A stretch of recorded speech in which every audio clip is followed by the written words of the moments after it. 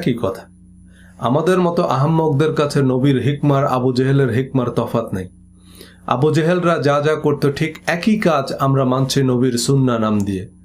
আমরা নিজেরা কোরআন, হাদিস, সিরাত, ইতিহাস পড়তে আগ্রহী নই, চিন্তা গবেষণা করতে রাজি নই।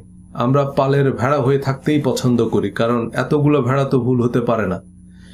হিকমা নাম দিয়ে হাদিসকে কোরআনের সমকক্ষ বানিয়ে হাদিসের ভিত্তিতে ধর্মের বিধিবিধান প্রণয়ন করা হচ্ছে।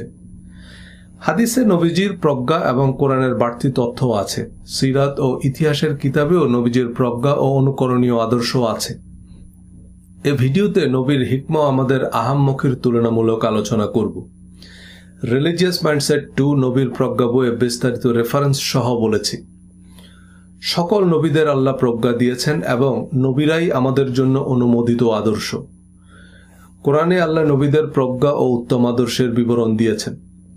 সূরা